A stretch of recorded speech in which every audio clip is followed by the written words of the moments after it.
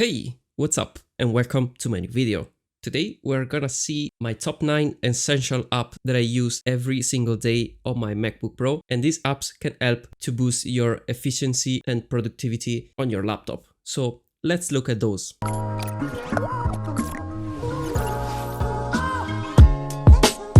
So the first app that I'm gonna show you, it is a very simple app called Just Timer, and you can see it right here. When you click and open this app, you can see up there in the menu bar, you can see it shows some reminders. It's more than that because you can of course add some reminders right here, but as the apps can show to you right now, you can just drag this timer and just drop it wherever you want. For example, I want my reminder in 30 minutes, for example, so I just drag it right here. And this is 30 minutes. I just release and then I can just name my reminder. Very easy. Then if you click again on the icon right here, you can see that you have your reminder. And of course you can add more than one and you will find them all in this little icon right here on the menu bar. Very easy app, as I said, but very useful, especially for my workflow and for how my brain works. Another very simple app that I use on my MacBook Pro, it is called Unnatural scroll wheel app. You just click it and it will be open in the background. You will not see this menu, you will not see any icon in the menu bar, pretty much anything. These are all the options that this app can do. As I said, very simple because you can just invert the vertical scrolling, because if you use an external mouse and you don't want the natural scrolling from the macOS, you can just download this app.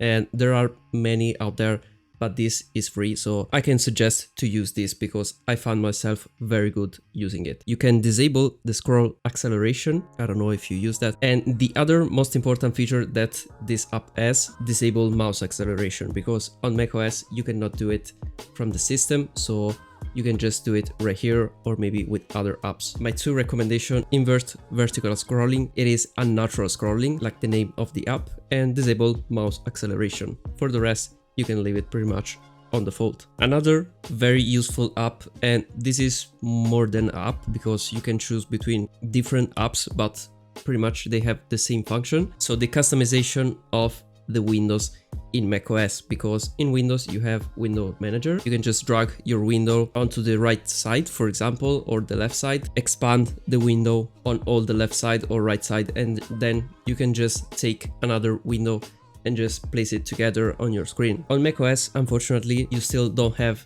this function of Windows Manager. In fact, there are multiple apps. I think the most used one, it is Rectangle. So just type Rectangle because I've downloaded it. When you open the app, it's pretty much on. You can just drag your window, as you can see, on the side, on the top, and it can just resize your window automatically. This is the most simple one, but I've used for many months also an app called Change, and it's pretty much the same stuff, and also it is free, so check it out. The last app that I've used for this function, it is called One Menu. One Menu does two functions actually, because if I open the app right here, you can see it right there on the menu bar, and you can see also the stats of your MacBook. You can see the CPU, the RAM, and also the SSD and how they are working. Right there, you can see that you have two options. So one is keyboard cleaning. If you enable this, it will just disable your keyboard. So you can just type your keyboard, so you can clean your keyboard without clicking anything by mistake. So just enable this option if you want to clean your MacBook. Very useful feature. And then you have Window Manager. It is the same one as other Window Manager, as I said before. Just try it and look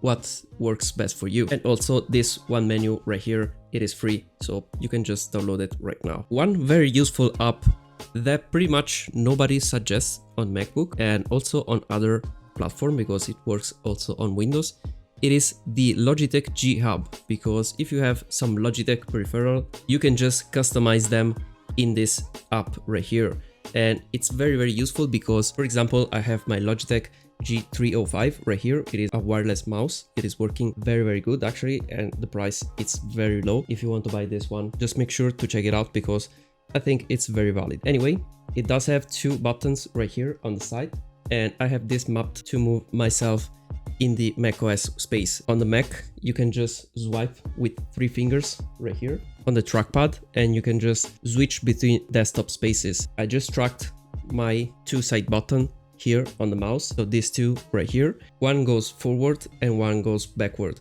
so I can move very fast in macOS. And of course, you can just customize all these buttons however you want. Another very useful app that I've used right here, and it is open right here in the menu bar. So it is a very simple app, very useful if you have to move multiple files from a folder to another. For example, I want to move all these files into another folder. I just drag it and I can drop it here into Dropzone. And when I drop it right here into drop bar, I'm just gonna do it, for example, with this file right here. I have it in this drop bar right here. So now if I want to move that file in this folder, for example, I can just take it from here and just drop it onto this other folder. It is very, very useful, especially as I said before, if you have to move multiple files in one session. And also, as you can see, you can add some default action right here. So you can just drag the files and drop it maybe by email, by airdrop, or maybe you want to upload it into these websites for images, or maybe you want to upload it directly to the shortened URL. So very, very useful in different ways. I suggest to try this one, but it is a paid app, and there are some other variant free. Just do your research, but I think Dropzone, it is one of the best in this category. Then a new entry in my list of apps, but I use this very, very often, and it is called Downy, and in this case it is Downy 4. What it does, it can just download some videos, photos, audios, pretty much anything from the web. For example, if I have to download some music without copyright on YouTube, for example, I can open this one. I can just copy the link right here, just paste it into this app, and when this app it is downloading, it will do it automatically. But when it starts to download, you can just select the post-processing right here, and in this case it is some music that maybe I want to use it in my video. I can just select extract audio only, and it will download only the audio. It is very useful to me because in this case I will not just download the video with the audio and then I have to divide the audio and the video by myself. This app will download pretty much any link that you copy inside of it, and can just do also this post-processing stuff. Also, it is free, so check it out. Another app, and this one, it is one of the most important that I use on my MacBook. It can just improve the battery life of your MacBook. It is a very, very simple app, and it's called Dente, and it is open right here on the top. So in the menu bar, you can see it does not have many options, but it does says charge limit. So what Dente do? Basically, if you use a lot your MacBook always connected to the power supply, this will not improve your battery life. But if you charge your MacBook until a limit on the battery percentage, the battery will suffer a little bit less compared to the battery that's fully charged like 24/7 at 100%. You can limit the charge of your battery while having the MacBook always connected to the power supply, and this will improve the lifespan of your battery. So as you saw right here, I have 75%, but in the beginning when you install the app, it will ask you how you use your MacBook. If you use it always plugged at your home, or maybe sometimes you go out, it will do an estimate of how you use the battery on your MacBook, and it will suggest a percentage. I will suggest to use always some percentage under the 80% because that is the best range for the battery. Anyway, it does have also other features, but most of them are just premium features, so you have to pay a little fee to have those. I don't need those, so I just didn't pay for that. So I have the free version, so keep in mind this is the free version. You can have some other option with the pro version. For example, you can see right here, it can just stop charging while sleeping. It can stop charging when the app is closed, and most importantly, it can do an automatic discharge, like in my case to 100%. For example, you can just plug the power supply, but the laptop will just discharge by himself. And then you have some other option right here, some other feature, but as I said, the most important one, it is the limit on the battery.